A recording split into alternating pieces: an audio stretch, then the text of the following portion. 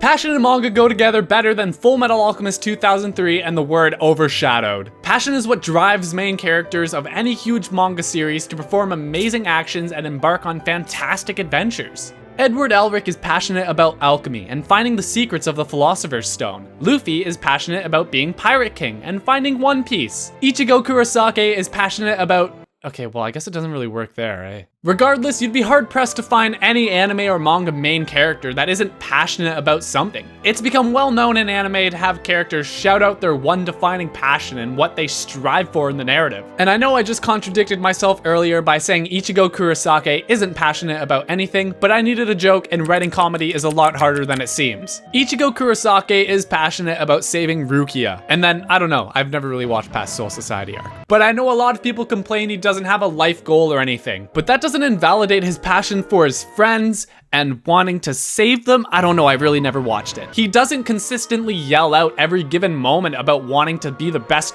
Rukia saver, but heck, do any of us exclaim our passions regularly? I will be the best manga YouTuber! I will be! So of course you know all of this already. I'm just beating a dead horse as an interlude into what I'm going to talk about.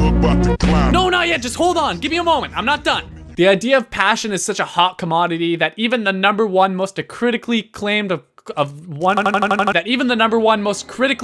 manga of all time doesn't just include the concept, but tackles the principles behind it. Berserk is pretty great. It's a masterpiece. And Guts' passion to... Wait, what's his passion? Well, I'm glad I asked. Guts is essentially passionless in the early half of the story. And yeah, it's kind of hard to want to open a froyo shop in medieval times, but just stick with me here. Instead of tackling Guts' desire to be a king or a great knight or a froyo shop owner, whatever it is, we instead get an in-depth character study on what it is that Guts even truly wants in life. He doesn't even know, and the early story has a lot of theming revolving around what one's passion, desire, or want is in life. It's what incites the climactic duel between Guts and Griffith, as Guts wants to journey away to find his purpose. I'm no scholar on this stuff either, and I'm not going to pretend to be one. This was just my interpretation on the events. Okay, so it's common for passion to appear in anime and manga, yeah, but where does this drive take our heroes? Adventures, opportunities, battles? This is what you're going to find in almost any story, and it's what's going to keep you coming back.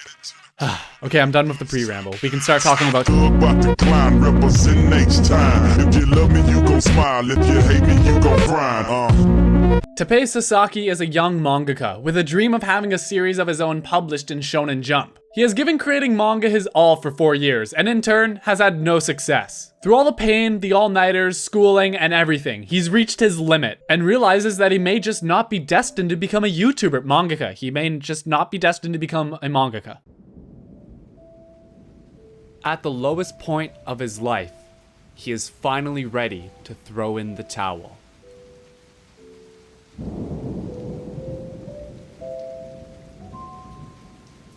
Until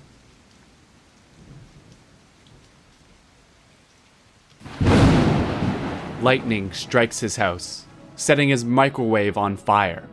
And after dousing the flames, the microwave dings to reveal that inside is a copy of Shonen Jump from 10 years in the future, with the best first chapter of a series Sasaki has ever laid eyes on, White Knight. He mistakenly plagiarizes the work and finally lands himself a series in Jump, and just luckily enough, the next issue of Future Shonen Jump is just done cooking.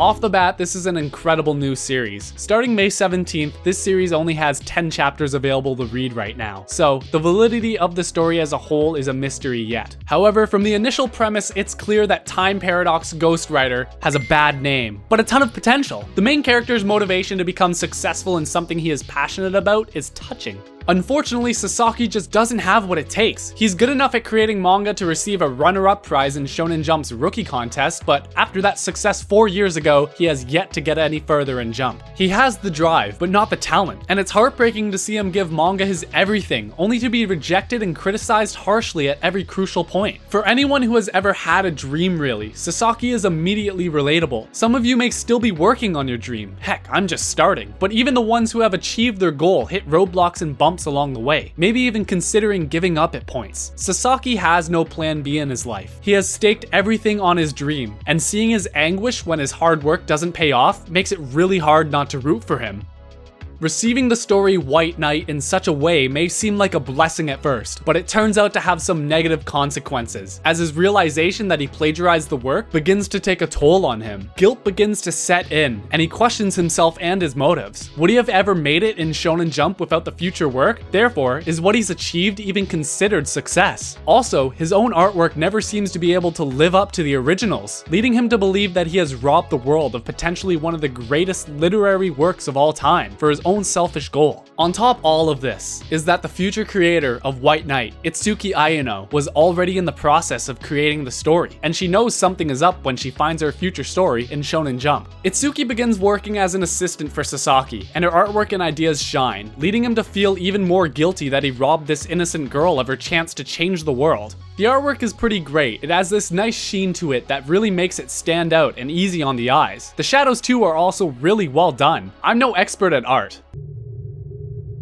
but I can tell there's some real good use of lighting to portray emotion. Everything pops and has great dimension. It's got a similar vibe to that of Boichi's work, and he's renowned for having some of the most stellar artwork in manga. The feet do look weird though. The art was done by Tsunehiro Date, whose closest thing to a success was Cross Account. And similarly, the author of this story, Kenji Ichima, never gained that much notoriety with his works. I was able to find some more of his older works after digging a bit, and the art on its own is really rough. Although, you won't be able to find any of his older stuff in English anyways. This leads me to believe that the story of Time Paradox Ghostwriter comes from the heart. Kenji Ichima has obviously worked incredibly hard to get a solid series going, but was never able to find success in Shonen Jump. I'm really glad that these two seem to be onto something good here with this new series. However, after a few chapters, I did feel the story began to slow down a bit. Sasaki sort of justified his actions, and it seemed like all was going pretty good, a little too good. His guilt began to wither, and Atsuki's motivation to create a story that all of humanity would enjoy grew even more, knowing that White Knight was no longer her story. And instead of being enemies, the two began to motivate each other to do the best they can. Sasaki has already come to accept that his artwork may never live up to the future White Knights, but at least he still has the amazing story to go off of.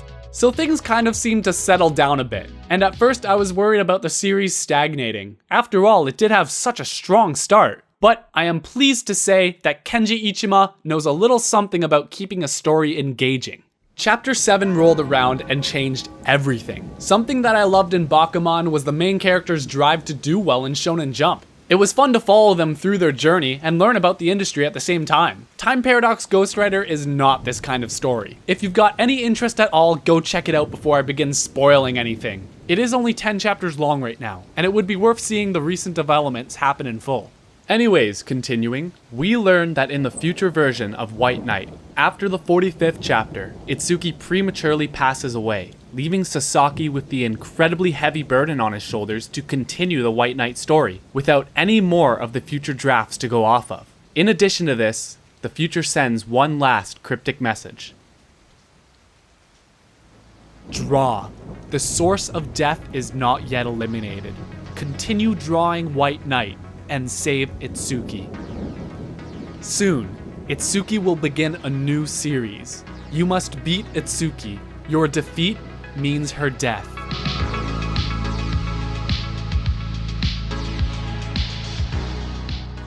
Again, going back to Bakuman, I was always on edge to find out about the characters' results in Jump, especially if the characters were relying on good results that week.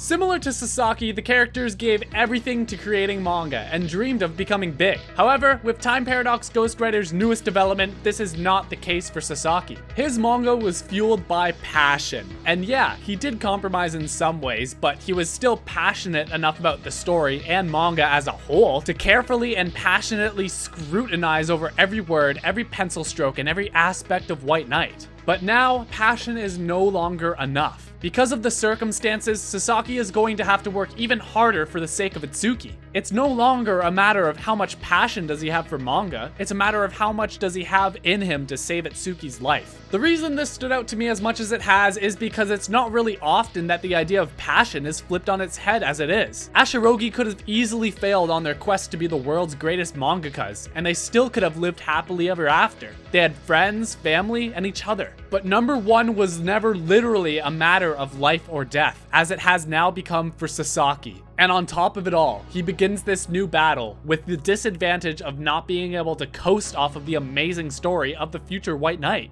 It's really shaping up to be one of those stories where the main character is relentlessly tortured by the universe. This chapter and the next are beautifully illustrated to convey so much of Sasaki's anguish and fear. He's gone through 4 years of constantly being told his stories aren't good enough for Jump, let alone being #1 in Jump, and now, to save a friend and the future of manga itself, he needs to continue a story that's been heralded as the next best thing in manga.